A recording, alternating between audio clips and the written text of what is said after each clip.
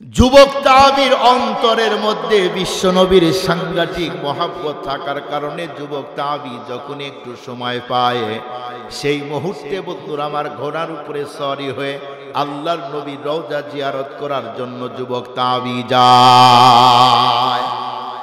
যুবক তাবির অন্তরে নবীর এত মহব্বত, নবীর জন্য দেওয়ানা। এজন্যই তো একজন কবি বন্ধুরা আমার সুন্দর করে বলেন, আয় রহমতে আলম নবী হাদিয়ে উমাম দেওয়ানা তেরে হো গিয়া মাই মুঝে খবর লো, দেওয়ানা তেরে হো গিয়া মাই মুঝে খবর লো। আল্লাহু আকবার বলেন। যুবক তাবি বিশ্ব নবীর প্রেমে পাগল। যখনই একটু সময় পায় আল্লাহর নবীর রওজায় বন্ধুরা আমার জিয়ারত করার জন্য যায়। একদিন যুবক বন্ধুরা আমার তার চয়েসফুল যতগুলি ঘোড়া আছে এর মধ্যে একটা ঘোড়ার উপরে উনি নিজেই উঠল। এরপরে যতগুলি খাবার প্রয়োজন তামাম খাবারগুলি তার কাছে গুছিয়ে নেয়।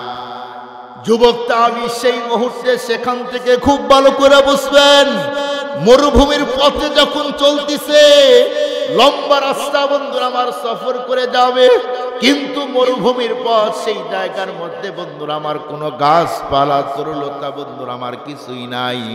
আল্লাহর বান্দা যুবক তাবি যখন বিশ্বনবীর রওজার দিকে রওনা দিল, অল্প একটু যাওয়ার পরে তার শরীরটা এতটাই বন্ধুরা আমার নার্ভাস হয়ে যায়, ক্লান্ত হয়। যুবক ভাবতেছে যদি একটু বিশ্রামের জন্য আমার সুযোগ হয় তাহলে আমার জন্য এমনকি আমার ঘোড়ার জন্য বড় উপকার হয়। মুসলমান ভাইরা আমার, এক পর্যায়ে যুবক তাবি সেখান থেকে রওনা দিল। অল্প একটু যাওয়ার পরে নজর করে দেখেছে সুন্দর একটা খেজুরের বাগান দেখা যায়। সেই মুহূর্তে বন্ধুরা আমার বাগানের মধ্যে তখন ঢুকলো। এরপরে যুবক বন্ধুরা আমার খেজুরের বাগান থেকে নিচে নামলো। নামার পরে বন্ধুরা আমার তখন খাবারগুলি বের করলো। এরপরে তামাম বন্ধুরা আমার খাবার যখন খাবে এর আগ মুহূর্তে তার চয়েসফুল ঘোড়াটাকে তখন খেজুরের গাছের সাথে বেঁধে দেয়। তার ঘোড়াটাকে যখন খেজুরের গাছের সাথে বেঁধে দিয়েছে, এরপরে নিজের খাবারগুলি বের করে খাবার খাইতেছে। অল্প একটু পরে যখন খাবার কমপ্লিট হয়ে গেল, সেই মুহূর্তে যুবকের চোখের মধ্যে যেন ঘুম ঘুম ভাব। এক পর্যায়ে যুবক ভাবতেছে এখন যদি একটু আমি বিশ্রাম নেই তাহলে আমার জন্য বলো উপকার হয়। যেই মুহূর্তে বন্ধুরা আমার খেজুরের গাছের সাথে একটু টেক লাগাইলো, মুহূর্তের মধ্যে আল্লাহ পাক তার চোখের মধ্যে কুদরতের ঘুম দিয়ে দেয়। যুবক তাবি বন্ধুরা আমার যখন ঘুমিয়ে গেছে, এদিকটা ঘোড়া ক্ষুধার কারণে ছটফট করতেছে। একটু পরেই বন্ধুরা আমার ঘোড়ার রশি খুলে গেল। সেই মুহূর্তে সেখান থেকে ঘোড়া বন্ধুরা আমার খাবারের জন্য যখন ছুটাছুটি করে, অল্প একটু যাওয়ার পরে নজর করে দেখলো একটা ছোট্ট খেজুরের বাগান। সেই বাগানের মধ্যে যাওয়ার পরে মুসলমান তখন ঘোড়া ঢুকে গেল। ঢুকার পরে যতগুলি খেজুরের ছোট্ট ছোট্ট চারা ছিল তামাম চারাগুলি মুহূর্তের মধ্যেই ঘোড়া খেয়ে শেষ করে দেয়। এদিক দিয়ে ঘোড়ার মালিক একজন বৃদ্ধ মানুষ তার দুইটা সন্তানকে ডেকে বলল, আব্বু এই মুহূর্তে তোমরা দুই ভাই যাও আমার খেজুরের বাগানটা দেখে আসো। দুই ভাইকে যেই মুহূর্তে বন্ধুরা আমার পাঠিয়ে দেওয়া হলো, দুই ভাইকে যখন বলল তখন দুই ভাই কোনো অবস্থাতেই রাজি হয় না। এক পর্যায়ে বৃদ্ধ লোকটা তখন বলল, বাবা তোমরা দুই ভাই যদি এই মুহূর্তে বাগান দেখতে না যাও অবশ্যই আমি বৃদ্ধ বাবাকে এখন বাগান দেখতে যেতে হয়। সেই মুহূর্তে বন্ধুরা আমার দুই ভাই ডেকে বলল, আব্বু সূর্য এমন ভাবে জমিনের উপরে তাপ দিতেছে, মনে হয় জমিন থেকে যেন আগুনের এখন স্ফুলিঙ্গ বের হয়। এখন কোন অবস্থাতেই আমাদের খেজুরের বাগান দেখতে যাওয়া যায় না। সেই মুহূর্তে বন্ধুরা আমার বৃদ্ধ লোকটা ডেকে বলল, বাবা এখন যদি না যাও অবশ্যই আমি বাবা এখন আমার খেজুরের বাগান আমি নিজেই দেখতে যেতে চাই। মুসলমান ভাইরা আমার, বৃদ্ধ লোক যখন হাঁটি হাঁটি পা পা করে হাতের মধ্যে লাঠি নিয়ে নিজের খেজুরের বাগানের দিকে রওনা দিয়েছে, অল্প একটু রাস্তা যাওয়ার পরে নজর করে দেখলো তার বাগানের মধ্যে বিশাল বড় ঘোড়া দেখা যায়।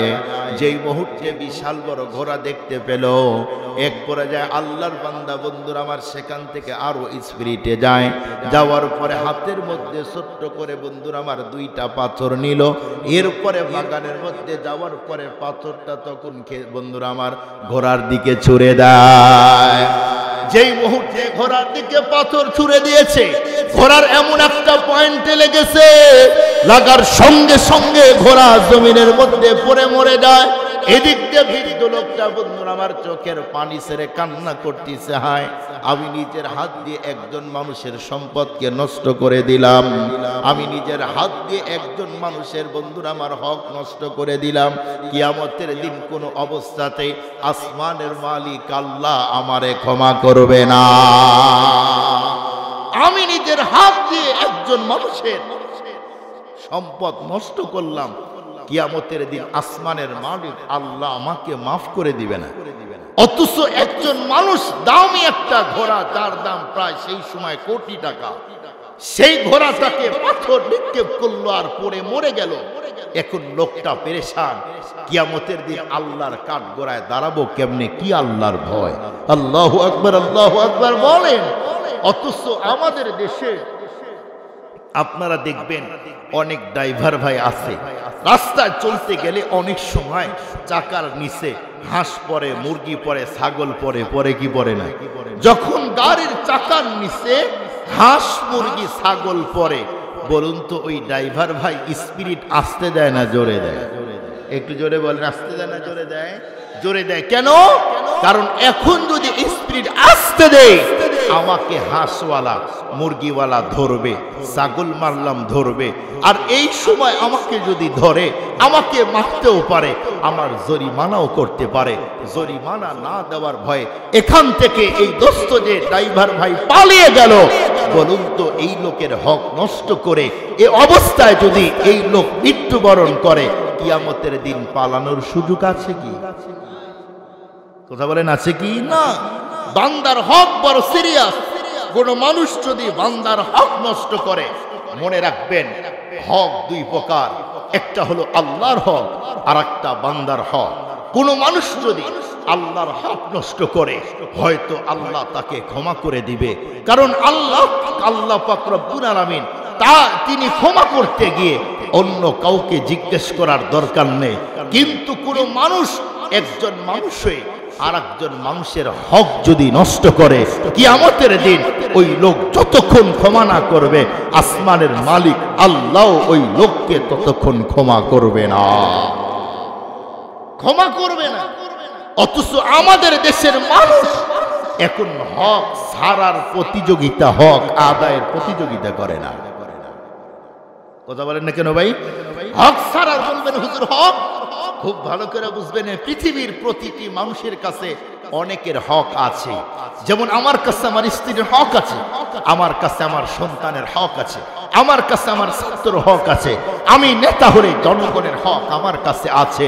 এই হকগুলি আদায় না করলে কিয়ামতের দিন আসমানের মালিক আল্লাহর কাঠগড়ায় দাঁড়াইতে হবে, বাঁচার কোনো কায়দা থাকবে না। শুধু এভাবে হক নষ্ট হয় তাই নয়, আমাদের দেশে দেখবেন কত লোক এমন আছে যেই লোকগুলি নিজের কন্যার হক পর্যন্ত নষ্ট করে। বলবেন কেমনে?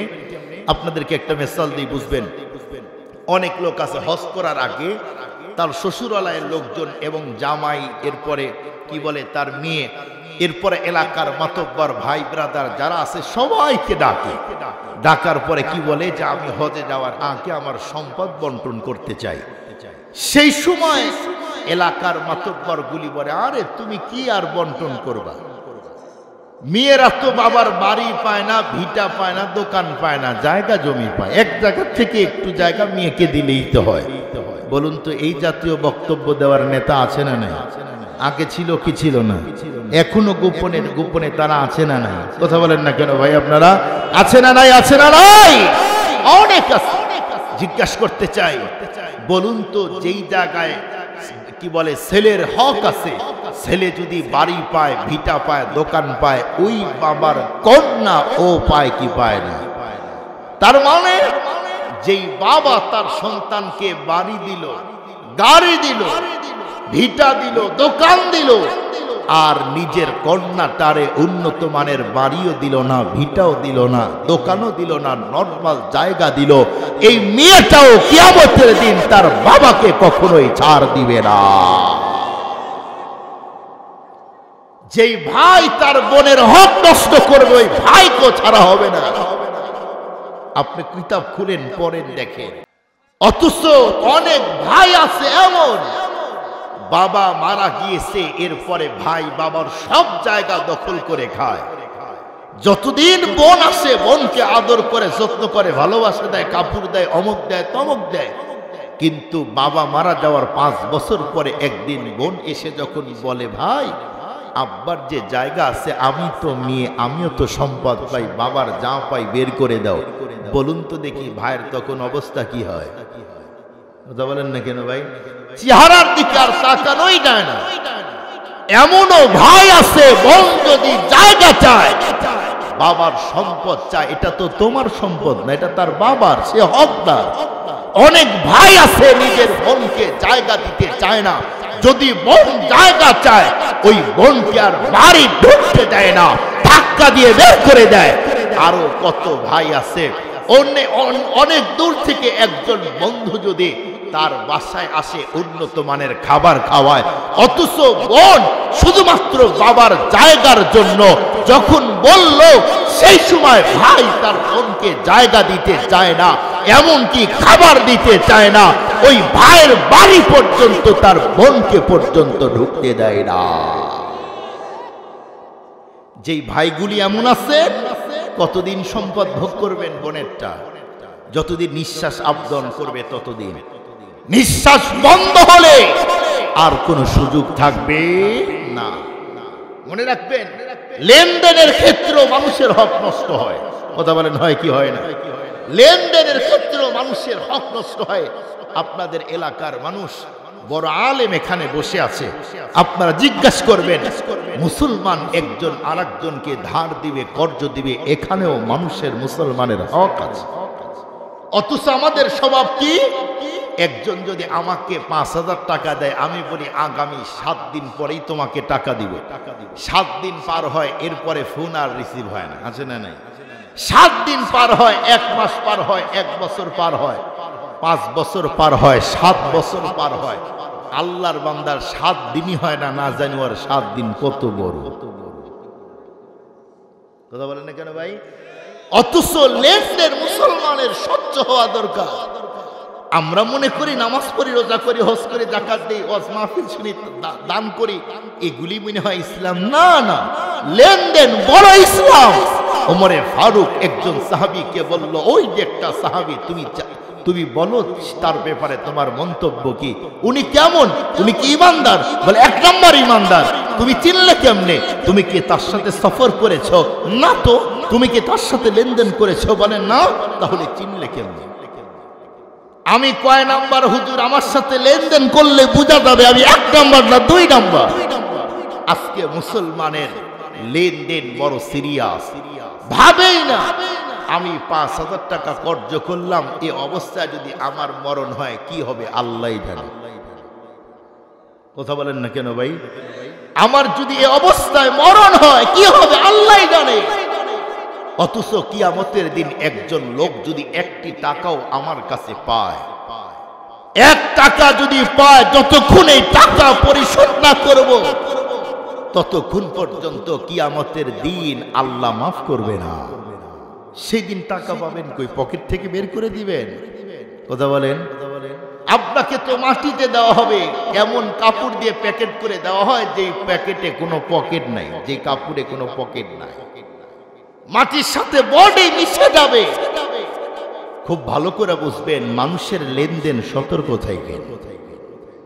আমাদের নবীজির ব্যাপারে আপনি দেখেন, নবী আলাইহিস সালাতু ওয়াস সালাম কেমন ছিলেন। নবীজির একদিন শরীরে জ্বর, নবীজির লেনদেনের ব্যাপারে কত স্বচ্ছ দেখেন। নবীজির একদিন শরীরে জ্বর, নবীজি ফজল ইবনে আব্বাসকে রেখে বলল, ফজল এই মুহূর্তে তুমি যাও, আমাকে একটু শক্ত করে ধরো, এরপরে তুমি আমাকে বাহিরে নাও। যখন নবীজিকে বাহিরে নেওয়া হলো, নবী আলাইহিসসালাতু ওয়াসসালাম সেই মুহূর্তে ফজলকে বলল, ফজল তুমি যাও, যতগুলি পুরুষ সাহাবী আছে সবাইকে আমার সামনে হাজির করে দাও। আল্লাহু আকবার। ফজল ইবনে আব্বাস সব সাহাবীকে ডাকলেন। প্রত্যেকের কর্ণকুহরে যখন নবী ডাকতিছে আওয়াজ ঢুকে গেল, সব মানুষ তখন সব সাহাবী নবীর সামনে হাজির হয়। মুসলমান ভাইরা আমার কথাগুলি ঠান্ডা মাথায় বুঝবেন। এক পর্যায়ে সমস্ত সাহাবা একরাম যখন নবীর সামনে হাজির হয়ে গেল, সেই মুহূর্তে আল্লাহর পয়গম্বর তাদেরকে ডেকে বলল, সাহাবী আমি তোমাদেরকে কেন ডেকেছি তোমরা কি জানো? সেই মুহূর্তে আল্লাহর পয়গম্বরের তামাম সাহাবীগুলি ডেকে বলল, নবীজি না। এ কথা বলতেই পয়গম্বর বলল, শুনো, আমার শরীরের এমন কন্ডিশন মনে হয় আমি আর বাঁচব না।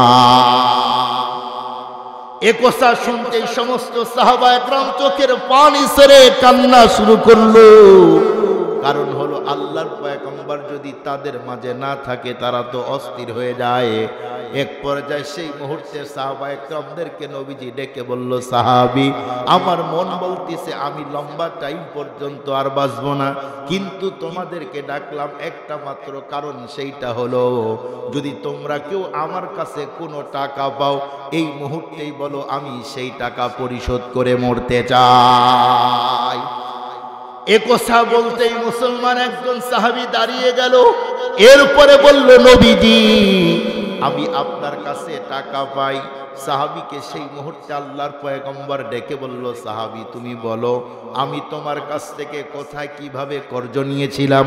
সেই মুহূর্তে আল্লাহর পয়গম্বরের সাহাবী ডেকে বলল, নবীজি অমুক এক জায়গার মধ্যে হযরত আলী এমনকি আপনি আর আমি ছিলাম, এই তিনজন এক জায়গায় আমরা ছিলাম। এমন মুহূর্তে একজন লোক এসে আপনার কাছে কিছু টাকা চেয়েছিল। নবীজি সেই সময় আপনার কাছে যখন কিছু টাকা চায় আপনি তখন বললেন আমার কাছে নাই। এরপরে হযরত আলীকে বললেন, আলী তোমার কাছে কোনো টাকা আছে কিনা? হযরত আলী সেই মুহূর্তে বলল, নবীজি আমার কাছেও কোনো টাকা নাই।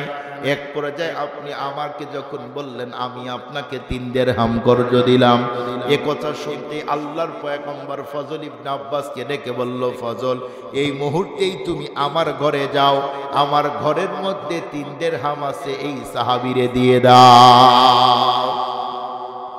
ফজল ইবনে আব্বাস সেখান থেকে বিশ্ব নবীর ঘরে গেল। এরপরে 3 দিরহাম নিয়ে আসলো, আনার পরে সাহাবীর হাতে হস্তান্তর করে দিল। এরপরে আল্লাহর পয়গম্বর সেই মুহূর্তে সাহাবা একরামদেরকে লক্ষ্য করে ডেকে বলল, সাহাবী আমি যদি কাউকে আমার জবান দ্বারায় কষ্ট দিয়ে থাকি, আজকে তোমরা আমাকে তোমাদের জবান দ্বারায় বকা দাও, গালি দাও। প্রয়োজনে বন্ধুরা আমার যেমন কষ্ট দিয়েছি তোমরাও তোমাদের জবান দিয়ে তেমন কষ্ট দাও। এ কথা বলতেই নবীজি আবার বললেন, আমার সাহাবীরা আমি যদি কাউকে আমার পা দ্বারায় দুঃখ দেই, কষ্ট দেই, আজকে তোমরাও তোমাদের পা দ্বারায় আমি নবীকে কষ্ট দিয়ে দাও। এরপরে নবীজি আবার বলল, এ আমার সাহাবীরা আমি যদি কাউকে আমার হাত দ্বারায় অন্যায়ভাবে যদি কাউকে আঘাত করে থাকি, আমার অজান্তেও যদি এমনটি হয়, আজকে এই মুহূর্তে তোমরাও তোমাদের হাত দিয়ে আমি পয়গম্বরকে আঘাত করে দাও। এ কথা বলতেই বন্ধুরা আমার একজন সাহাবী তখন দাঁড়িয়ে গেল। এরপরে ডেকে বলছে, নবীজি আপনি আমাকে আঘাত করেছিলেন। আল্লাহর পয়গম্বর সেই মুহূর্তে তখন ডেকে বলল, সাহাবী বলো দেখি আমি তোমাকে কোথায় আঘাত করেছিলাম? সেই মুহূর্তে সাহাবী বলল, নবীজি যুদ্ধের ময়দানে আপনার একদম নিকটে ছিলাম। আপনি যুদ্ধের ময়দানে যখন লাঠি এভাবে ঘুরাইতেছিলেন, সেই মুহূর্তে উল্টা দিক হয়ে আমার পিঠে লাঠির আঘাত লেগে যায়। নবীজি সেই দিন এত জোরে আমার শরীরে আপনার সেই লাঠি লেগেছিল, আমি কোনো অবস্থাতেই নিজে সহ্য করতে পারি নাই। আল্লাহর পয়গম্বর তখন ডেকে বলল, ফজল সেই যুদ্ধের লাঠি আমার ঘরে তো এখন নাই, আমার সেই যুদ্ধের লাঠি আমার কন্যা ফাতেমার ঘরের মধ্যে আছে, যাও। এক পর্যায়ে ফজল সেখান থেকে খুব দ্রুত হযরতে ফাতেমা রাদিয়াল্লাহু তাআলা আনহার ঘরে যায়। যাওয়ার পরে ফজল ইবনে আব্বাস ডেকে বলে, আয় ফাতেমা দরজা তুমি খুলে দাও। পর্দা মেনটেন করে যখন ফাতেমা দরজা খুললো তখন বলল, এই সময় তুমি কেন আসছো বলো? ফজল ইবনে আব্বাস বলল, ওগো ফাতেমা, আমি তোমার কাছে এসেছি নবীজির যুদ্ধের লাঠি চাই। মুসলমান ভাইরা আমার, সেই মুহূর্তে হযরতে ফাতেমা ডেকে বলল, ফজল, এখন যুদ্ধের লাঠি দিয়ে আমার আব্বু কি করবে? এখন তো যুদ্ধের কোনো মৌসুম নয়, এমনকি আমার বাবার শরীরের মধ্যে এখন জ্বর উঠেছে। এ কথা বলতেই হযরতে ফাতেমাকে তখন ফজল ইবনে আব্বাস ডেকে বলল, ফাতেমা, বর্তমানে যতগুলি সাহাবী আছে তামাম সাহাবীদেরকে একত্রিত করেছে, এরপরে আল্লাহর পয়গম্বর সাহাবীদেরকে নিয়ে এমন এমন বক্তব্য দিয়েছে। এ কথা বলতেই ফাতেমা বলল, তাই নাকি? বলে হ্যাঁ। এক পর্যায়ে ফাতেমা, সে তো কন্যা, এরপরেও বিশ্ব নবী কোন অবস্থাতেই বন্ধুরা আমার বাবার পিঠের উপরে একজন সাহাবী আঘাত করবে বন্ধুরা আমার উনি কখনোই মানতে পারে না। এরপরে হযরতে ফাতেমা ঘরের মধ্যে গেল, যাওয়ার পরে যুদ্ধের লাঠি নিয়ে আসলো। আসার পরে নবীজি বন্ধুরা আমার ফজলকে ডেকে বলল, ফজল, এই যে তোমার হাতের মধ্যে নবীজির সেই যুদ্ধের লাঠি দিয়ে দিলাম। ফজল ইবনে আব্বাসের হাতের মধ্যে যখন যুদ্ধের লাঠি দিয়ে দেওয়া হলো, ফজল ইবনে আব্বাস সেখান থেকে বন্ধুরা আমার নবীর দিকে দৌড়ায়। এদিক দিয়ে ফাতেমা তার দুইটা সন্তান হাসান আর হুসাইনকে ডাকলো। এক পর্যায়ে হাসান আর হুসাইন রাদিয়াল্লাহু তাআলা আনহু যেই মুহূর্তে বন্ধুরা আমার ফাতেমার সামনে হাজির হয়, ফাতেমা সেই মুহূর্তে তার দুইটা সন্তানকে ডেকে বলল, বাবা, এই মুহূর্তেই তুমি যাও, আমার বাবাকে না জানি কোন সাহাবী আঘাত করবে, যতক্ষণ পর্যন্ত তোমাদের বডির মধ্যে নিঃশ্বাস আপ ডাউন করবে ততক্ষণ পর্যন্ত যেন আমার বাবাকে কেউ আঘাত করতে না পারে। এ কথাগুলি বলে যখন হাসান আর হুসাইনকে পাঠায় দিল, হযরত হাসান আর হুসাইন যখন দৌড় দিয়েছে, একবার উঠে আবার পরে, আবার উঠে বন্ধুরা আমার আবার পরে, এভাবে দৌড়াইতে দৌড়াইতে বন্ধুরা আমার বিশ্ব নবীর কাছাকাছি গেল।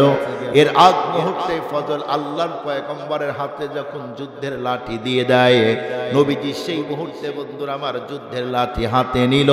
এরপরে ওই সাহাবীকে তখন ডেকে বলল, সাহাবী, এই যে যুদ্ধের লাঠি আমি তোমার হাতে দিয়ে দিলাম, যুদ্ধের ময়দানে আমি তোমাকে যত জোরে আঘাত করেছি প্রয়োজনে তার চেয়ে জোরে আঘাত করো। এই যে তোমার হাতে আমি যুদ্ধের লাঠি এখন দিয়ে দিলাম।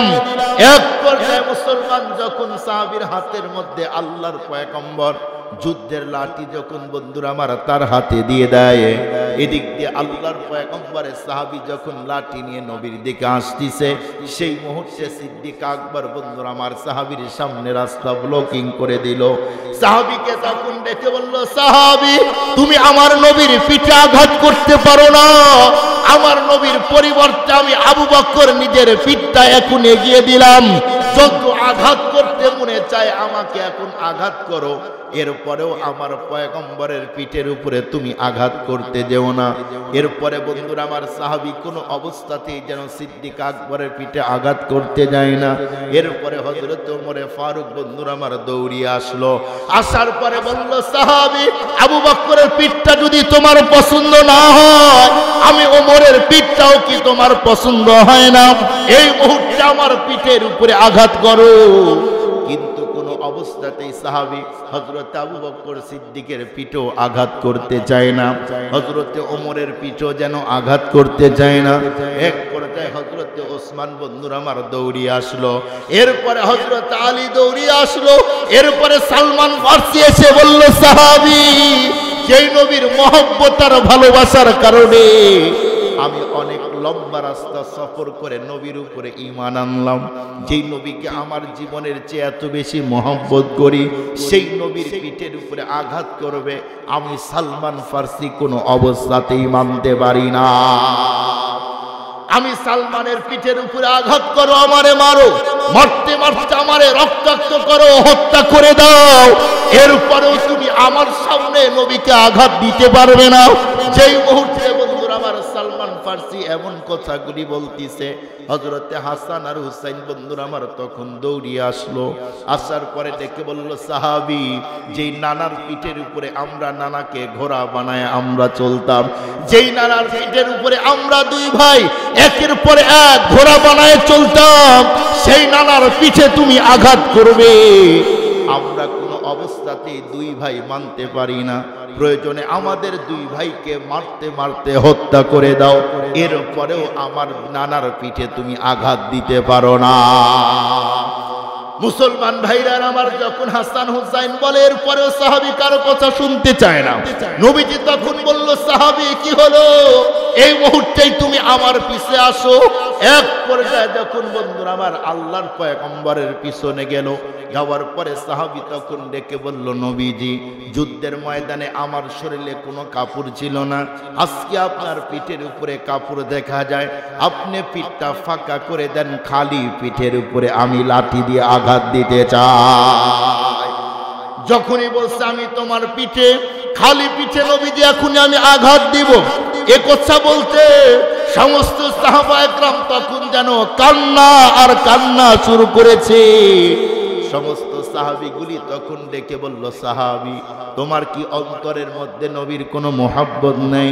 নবীজি সেই মুহূর্তে বন্ধুরা আমার যখন পিঠটা ফাঁকা করে দিল, সাহাবী লাঠি দ্বারায় আঘাত করতে গিয়ে লাঠি জমিনে ফেলে দিয়ে নবীজির মোহরে নবুয়তে চুমা দিয়ে দেয়। আল্লাহু আকবার বলেন, আল্লাহু আকবার। সম্মানিত মুআজ্জাজ মুহতারাম হাজিরিন, নবীজির পিঠে যখন চুমা দিল, সব সাহাবী এখন আনন্দের কান্না, এতক্ষণ দুঃখ আর কষ্টের কান্না কান্না করতেছিল, সাহাবা একরাম এখন আনন্দের কান্না শুরু করে দেয়। নবীজি সাহাবীকে দেখে বলল, সাহাবী কি হলো, তুমি না আমাকে মারবে, তুমি না বললে, মারলে না কেন? সাহাবী চোখের পানি ছেড়ে বলল, ইয়া রাসূলুল্লাহ, এ দুনিয়াতে আব্বার চেয়ে, আম্মার চেয়ে, সম্পদের চেয়ে, এরপরে জীবনের চেয়ে, সবকিছুর চেয়ে আপনাকেই তো বেশি ভালোবাসি নবীজি। আমি নিজের হাত দিয়ে আপনার পিছে আঘাত করব কেমনে? আপনাকে কেউ আঘাত করবে, আপনার শরীরে একটা কাঁটা ঢুকে যাবে, এটাই তো আমি সহ্য করতে পারবো না। আর এত মহব্বত করি আপনাকে, এত মহব্বত করার পরেও আমি সাহাবী নিজের হাত দিয়ে আপনার পিছে মারবো কেমনে? এটা আপনি বিশ্বাস করলেন কেমন? যখন নবী আলাইহিস সালাতু ওয়াস সালামকে কথা বললেন, নবীজি বলল, তুমি যদি আঘাত নাই করবে তাহলে যুদ্ধের সেই লাঠি আনতে বললে কেন? সেই লাঠি দ্বারাই না তুমি আঘাত করবে। সাহাবী চোখের পানি খুব ভালো করে বুঝবেন, আমাদের মতো মোরা মুসলমান সাহাবা একরাম ছিলেন না, আমাদের মতো নরমাল ইমানদার সাহাবা একরাম ছিলেন না। সাহাবা একরামের পুরা অন্তরে শুধুই আল্লাহ এবং রাসূলুল্লাহর মহব্বত। আর এখন আমাদের অন্তরের এই ফোল্ডারে এখন নেতা নেত্রী, অমুক দল তমুক দল, সম্পদ, ভ্যান, রিক্সা, অটো, এগুলা ঢুকে আছে। কথা বলেন না কেন ভাই? সাহাবা একরামের অন্তরে সাংঘাতিক মহব্বত। সেই যুগের সাহাবীরা নবীর ব্যক্তিত্বের উপরে কেউ কথা বললে কেউ মানতে রাজি ছিলেন না। আর এখন আমাদের দেশেই নয়, পুরা পৃথিবীতে নবীর বিরুদ্ধে যদি কেউ আওয়াজ দেয়, বাংলাদেশের মুসলমান কোনো আওয়াজই দেয় না। কি ভাই, ঠিকও বলেন না, সত্য বলেন না, মিথ্যাও বলেন না। নবীর ব্যক্তিত্বের উপরে নবীকে যখন গালি দেয়, নবীকে যখন সন্ত্রাস বলে, লজ্জা শব্দ ব্যবহার করে, তখন তো কোনো মুসলমানের চুপ থাকার কথা না। কিন্তু আমরা একদম চুপ, কোনো আওয়াজই দেই না। অথচ আপনারা এই তো গত কয়েকদিন পূর্বে, কয়েক মাস পূর্বে আপনারা দেখেছেন, সম্ভাব্য অক্টোবরে ইন্ডিয়ার মহারাজ্যের মহারাজ আমার নবীর চরিত্র নিয়ে বাজে কথা বলেছে। বলেছে কি বলে না? নবীজিকে সন্ত্রাস বলেছে কি বলে না? নবীজিকে লজ্জা শব্দ ব্যবহার করলো। অথচ আমাদের নবীজি 11টা বিয়ে করেছে নিজের ইচ্ছায় নাকি আল্লাহর ইচ্ছায়? নবী কি নারী নবী ছিলেন? না না, নবী প্রথম বিয়ে করেছেন আম্মাজান খাদিজাতুল কুবরা রাদিয়াল্লাহু তাআলা আনহাকে। নবীজির বয়স যখন 25, আম্মাজানের বয়স তখন 40। কি হুজুর, সহিহ কথা? 40 বছর আপনারা বলুন 25 বছরের পুরো যুবক এখানে আছেন 40 বছরের মেয়েকে বিয়ে করবেন? বিয়ে করবে যে দূরের কথা, 40 বছরের মেয়ে হাঁটলে তাকাইতেই চায় না, বলে এটার শেষ বয়স বেশি। কথার কথা বলতেছি। সেই সময় নবী যদি নারী লোভী হতেন তাহলে 40 বছরের মেয়েকে বিয়ে করতেন না। খুব ভালো করে বুঝবেন, প্রত্যেকটা নবীর বিয়েতে আল্লাহর দেওয়া হিকমত আছে, হিকমত আছে, হিকমত আছে। অথচ নবী বিয়ে করলেন 11টা কার ইশারায়? আবার বলেন, আবার বলেন, আপনারা ঘুমাইতেছেন। কার ইশারায়? আল্লাহর ইশারায়। একটা জিনিস মনে রাখবেন, কোন জায়গায় আমরা হিন্দু ভাইদেরকে ছোট করে বলতে চাই না। যখন আমাদের নবী প্রাণাধিক প্রিয় রাসূলকে নিয়ে কেউ যদি বাজে কথা বলে তখন আর আমরা চুপ থাকতে পারি না। আমাদের নবী তো 11টা বিয়ে করেছে বৈধ পন্থায়, অথচ মুহাম্মদ সাল্লাল্লাহু আলাইহি ওয়াসাল্লাম ইজ দা বেস্ট একটা বই পাওয়া যায়। বই খুলে দেখেন, শ্রীকৃষ্ণের বই ছিল 16,100। কয়টা? 16,100। এগুলি বৈধ পন্থা বিয়ে করেছে, অবৈধ এর কোনো শেষ নাই। রাস্তায় যেটা শ্রীকৃষ্ণ অনেক সুন্দর ছিল, এত সুন্দর ছিল, এত সুন্দর বাঁশি বাজাইতে পারত, মেয়ে মানুষ দেখলেই শ্রীকৃষ্ণের পাগল হয়ে যেত। এগুলি ইতিহাস আপনি পড়েন। অথচ তোমাদের ধর্মের গুরু শ্রীকৃষ্ণ বিয়ে করলো 16,100, তাতে কোনো দোষ নাই। আমাদের নবীজি বৈধ পন্থায় 11টা করলো, তাতেই তোমাদের সমস্যা। খুব ভালো করে বুঝবেন, আবু জেহেল নবীকে নবী হিসাবে মানে নাই, নবীজির রিসালাত গ্রহণ করে নাই, কিন্তু নবীকে কখনো লুচ্চা শব্দ ব্যবহার করে নাই, নবীকে কখনো সন্ত্রাস বলে নাই। আমাদের নবীজি সন্ত্রাস দমন করার জন্য আসছে, আর ইসকনের বাহিনীগুলি বাংলার জমিনে নয় তামাম দুনিয়াতে সন্ত্রাসীগিরি এখন করতেছে। সন্ত্রাসী করো তোমরা, আর দোষ দাও ওদের মুসলমানের ঘাড়ে। সন্ত্রাসী করো তোমরা, আর দোষ দাও মুসলমানের ঘাড়ে। আপনাদেরকে একটা চুটকি শোনাই। একটা সালাদ বুঝেন কি আপনারা? খাইতে খাইতে যখন বেতৃষ্ণা লাগে একটা সালাদ খাইলে তখন রুচি বাড়ে, কি ভাই তাই না? হাকিমুল উম্মত মুজাদ্দিদুল মিল্লাহ শাহ আশরাফ আলী থানভী রাহমাতুল্লাহি আলাইহি উনি লেখেন যে এক লোক তার বাসায় বিয়ান আসবে, বিয়ান আসবে। তো এই লোক চিন্তা করেছে যে বিয়ানকে খাওয়ানোর জন্য কি কি আনা যায়, সব আনছে কিন্তু দই আনতে মনে না। এখন দই আনতে বাজারে গিয়েছে, যাওয়ার পরে বাজার থেকে দই নিয়ে খুব স্পিরিট আসছে, কিন্তু পেশাবের খুব চাপ। বলেন অনেক সময় বাহির থেকে আসলে দৌড়ায় আমরা পেশাবখানে যাই না, ভাবি বাসায় গিয়ে পেশাব করবো, এটাই ভাবি। তো আল্লাহর বান্দা খুব পেশাবের চাপ, দইয়ের নারী হাতে নিয়ে এসে এই আল্লাহর বান্দা দুইটা প্রাণী পালতো, একটা ছাগল আর আরেকটা হলো বানর। এই বানর এবং ছাগলের মিডিল পয়েন্টে রেখে খুব দৌড়িয়ে পেশাব করতে গিয়েছে। ছাগল কিন্তু ছাগলের চিন্তায় আছে, ও ঘাস নিয়ে ব্যস্ত। কিন্তু বানর এত সিরিয়াস, যারা মধুপুর গিয়েছেন টাঙ্গাইলের ওই সাইটে ময়মনসিংহের রাস্তায়, বানর খুবই চালাক। এই জন্যই তো আমাদের পৃথিবীর এক গ্রুপ বলে মানুষ নাকি আগে বানর ছিল, চলতে চলতে নেস করে মানুষ হয়ে গেছে। এগুলি বলতো, এগুলি বলে তারা। তো এই বানর চিন্তা করতেছে, কি রে মহাজন এই জায়গায় মালিক কি রাখলো একটু দেখি। খোলার পরে দেখে যে সুন্দর দই। বানর তো দই কি জিনিস চিনে না। বানর একটু হাত দিয়ে, খুব বানর দেখবেন খুব স্পিরিটের হাত বানর, দেখছেন কি আপনারা? খুব স্পিরিট হাত বানর, খুব তাড়াতাড়ি একটু হাতে মুখে দেখি খুব স্বাদ। এরপরে আরেকটু দেয়, আরেকটু দেয়, আরেকটু খায়, আরেকটু খায়, খাইতে খাইতে পুরা নারী শেষ। আমাদের মতো নরমাল না। দেখবেন 3 কেজি চাউল রান্না করবেন, ভাত রান্না করবেন, এক জায়গায় রাখবেন, কুকুর 5 মিনিটের মধ্যে সুন্নত তরিকায় খাবে, কিন্তু আমরা কি 3 কেজি খাইতে পারবো? আমাদের এই শক্তি নেই। বানরের খুবই শক্তি, খুব স্পিরিটে খায়। বানর খুব তাড়াতাড়ি পুরা দই খেয়ে ফেলছে। এখন ভাবতেছে যে মালিক যদি বের হওয়ার পরে দেখে আমার মুখে এখন দই মেখে আছে, আমার তো বিপদ। খুব চালাক বানর তখন একটু নারীর ভিতর থেকে হাড়ির ভিতর থেকে দই নিয়ে ছাগলের মুখে মাখা দিয়ে দূরে সাহেব বসে আছে। এত সুন্দর করে চুপচাপ বসে আছে। আপনারা দেখবেন বানরের বসার স্টাইল খুব ভালো, খুব ভাব নিয়ে মুড়ে সাহেব বসে আছে। এখন এই লোক তাড়াহুড়ো করে বের হওয়ার পরে বিআইন আসবে বাসায় দই নিয়ে আসছে। আসার পরে দেখে ইন্নালিল্লাহ, দইয়ের নাড়ি আছে কিন্তু দই নাই। এই কি হইল রে? বেগম দৌড়ে আসলো। কি হয়েছে? কি হইল? আমি শুধু পেশাব করতে গেলাম, নজর করে দেখো, ওই দেখো ছাগল খাইছে, ছাগলের মুখে সব দই। বলুন তো তখন এই ছাগল কি খেয়েছে? জোরে বলেন, ছাগল কি খেয়েছে? না, মালিক তো রাগে লাঠি নিয়ে ছাগলের উপরে পিটানো শুরু করেছে। বলুন তো ছাগলের কি কোনো দোষ আছে? না।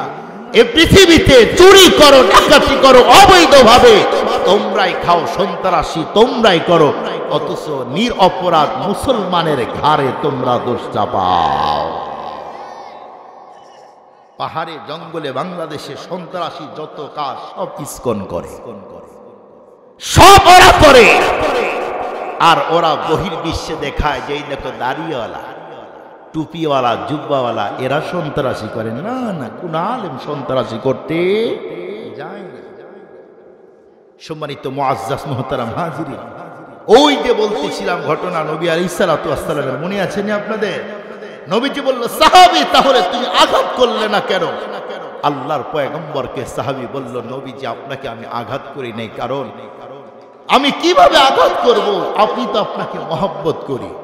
কিন্তু নবীজি, কিয়ামতের দিন আমি যে ইবাদত করেছি হয়তো ইবাদত দিয়ে নাজাত পাবো না, এজন্য আপনার মোহরের নবুয়তের উপরে চুমা দিয়ে আমি কিয়ামতের দিন নাজাতের আমি ওসিলা বানায় দিলাম। আল্লাহু আকবার বলেন।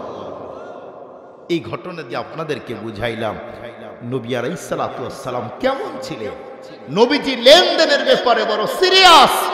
নবীজির শরীরে জ্বর, ভাবতিছে মরে যাব। নবীজি সাহাবীদেরকে ডেকে বলল, কেউ যদি আমার কাছে কিছু পাও বলো, এই হক এই সম্পদ পরিশোধ করে যেতে চাই।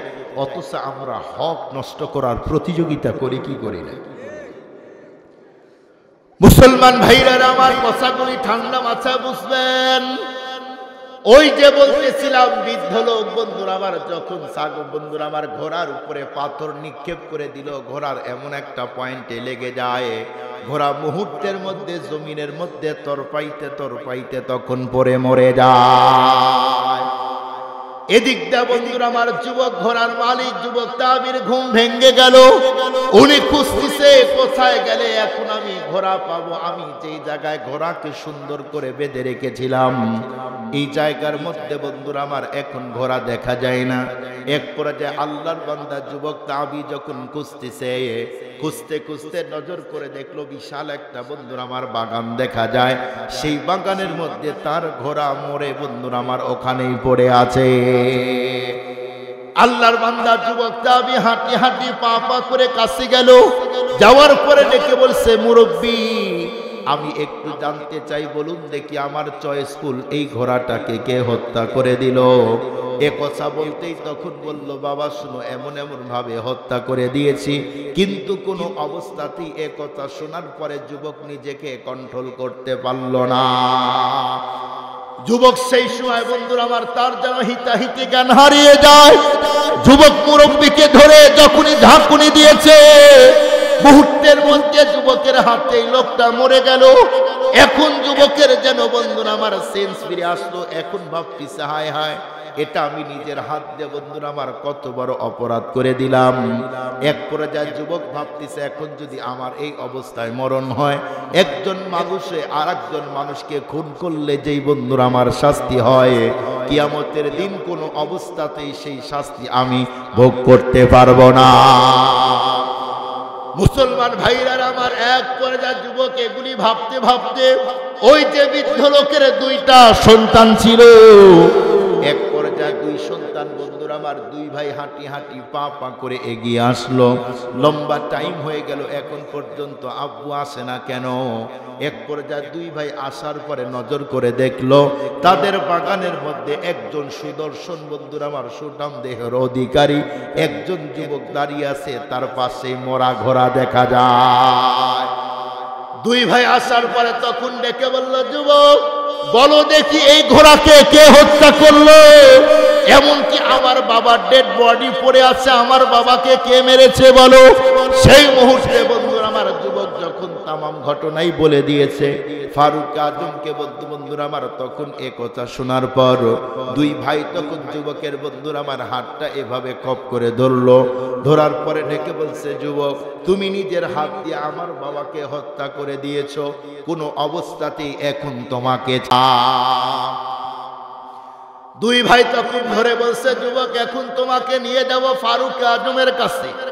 এক পর্যায়ে হযরত ওমরে ফারুকের কাছে যখন যুবককে নিয়ে গেছে, যুবককে নিয়ে যাওয়ার পরে ফারুক আজমকে তখন ডেকে বলল, আমিরুল মুমিনিন, এই যে একজন যুবক দেখতেছেন, এই যুবক নিজের হাত দিয়ে আমার আব্বুকে হত্যা করে দিয়েছে। ফারুক আজম সেই মুহূর্তে যুবককে জিজ্ঞেস করলো, যুবক আমি জানতে চাই, সত্য করে বলো দেখি তুমি হত্যা করেছো কিনা? যুবক তখন ডেকে বলছে, আমিরুল মুমিনিন, হ্যাঁ হ্যাঁ আমি হত্যা করেছি। ফারুক আজম তখন ডেকে বলল, যুবক তুমি যদি নিজের হাত দিয়ে তার বাবাকে হত্যা করে দাও, তুমি তো অবশ্যই জানো একজন মানুষে আরেকজন মানুষকে হত্যা করলে কি শাস্তি হয়। এ কথা শুনতেই তখন বলল, আমিরুল মুমিনিন আমি তো অবশ্যই জানি। ফারুক আজম বলল, এখনই তোমারে ফাঁসি দিয়ে দিব। ফারুক আজম ডেকে বলল, যুবক এখনই ফাঁসি হবে তোমার, এখন তোমাকে ফাঁসি দিব। কিন্তু আমি জিজ্ঞেস করতে চাই, বলো মৃত্যুর আগ মুহূর্তে তোমার দিলে কোনো তামান্না আছে কিনা? এ কথা বলতে যুবক বলল, আমিরুল মুমিনিন আমার দিলে একটা তামান্না আছে। কি তামান্না?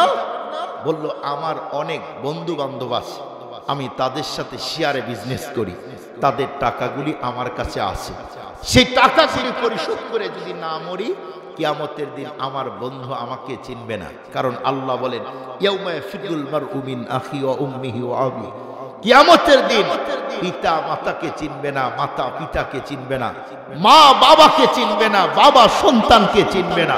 এই অবস্থা হবে সেই দিন। সেই দিন আমার বন্ধুগুলি আমাকে ছাড় দিবে না। ফারুক আজম বলল, যুবক তোমাকে যাওয়ার অনুমতি দিব, তবে তোমার জায়গায় একজন জামিন রাখতে হবে। যুবক বলল, আমিরুল মুমিনিন আমার তো কেউ নেই, তুমি যাও, অনেক সাহাবী তাবি আছে, কেউ যদি একজন জামিন হয় আজকে তোমাকে রুখসত দিব। যুবক গেলে, যাওয়ার পরে সাহাবীদেরকে বললে, আমার সাহাবীরা তোমরা কেউ আসো, আমার জন্য একজন জামিন হবে, আমি যাব শুধু টাকা দিয়ে আবার চলে আসবো। সব সাহাবী মাথা নিচের দিকে দিল। কেন? সাহাবা একরাম জানে এই যুবককে আমরা কেউ চিনি না, আবার আসবে কিনা আমরা তো জানি না। সব সাহাবী মাথা নিচের দিকে দেয়। হযরত আবু যর গিফারি রাদিয়াল্লাহু তাআলা তখন বলল, যুবক আমি তোমার জন্য রাজি আছি, যাও তুমি যাও। এক পর্যায়ে যুবক সেখান থেকে নিজের দেশে গেল। যাওয়ার পরে তার বন্ধুদের টাকা পৌঁছিয়ে দিল। দেওয়ার পরে তার মায়ের কাছে গিয়ে মায়ের পা জোড়ায় ধরে বলল, ও মা তুমি আমাকে ক্ষমা করে দাও, মাফ করে দাও, তোমার সাথে আমার আর জীবনে দেখা হবে না। কারণ হলো আমি রাস্তায় চলতে গিয়ে এবছর একজন মানুষকে খুন করে দিয়েছি, মা তুমি আমাকে মাফ করে দিও, তুমি আমাকে ক্ষমা করো। মা চোখের পানি ছেড়ে বলল, বাবা তুমি এখন যেও না, তুমি অন্য জায়গায় চলে যাও, তোমাকে তারা কেউ চিনবেও না, তোমার জীবন বেঁচে যাবে। আর আমি মা এ দুনিয়াতে তুমি ছাড়া আমার তো আর কেউ নাই। ফারুক যুবক তখন বলল, মা অবশ্যই আমাকে যেতে হবে, যদি না যাই হযরত ওমরে ফারুক ছাড় দিবে না, ওই সাহাবী আবু যরকে হত্যা করে দিবে। একজন মানুষকে, নিরপরাধ মানুষকে হত্যা করার শাস্তি ভোগ করার জন্যই আমি ওই জায়গায় অ্যারেস্ট হয়েছি, ধরা দিয়েছি। এখন যদি না যাই আরেকজন মানুষের মৃত্যু হবে আমার কারণে। কিয়ামতের দিন দুইজন মানুষকে হত্যা করার শাস্তি আমি ভোগ করতে পারবো না। মাও কান্না করে, সন্তানও কান্না করে। মাঝখানে এই জায়গায় আমি একটা কথা বলতে চাই, আপনারা বলুন, পৃথিবীতে কোনো সন্তান মরে যাক, অসুস্থ হোক, সন্তান আগুনে পড়ুক, সন্তান ফাঁসিতে ঝুলুক, পৃথিবীর কোনো মা কি চায়? কি গো ভাই, আপনাদের আওয়াজ যে নাই, চায় পৃথিবীর কোনো মা চায় না? কেন? এ পৃথিবীতে আমরা তো স্পষ্টই জানি সন্তান মহব্বত করে স্বার্থে, আব্বা মহব্বত কি বলে, সন্তান মহব্বত করে স্বার্থে, স্ত্রী মহব্বত করে স্বার্থে, নেতা নেত্রী মহব্বত করে স্বার্থে, ফ্রেন্ড সার্কেল মহব্বত করে স্বার্থে, নিঃস্বার্থ মহব্বত করে, একজন হলেন বাবা আর আরেকজন হলেন মা। নিঃস্বার্থ মহব্বত করা মানুষ দুইজন, একজন হলেন মা আর আরেকজন হলেন বাবা।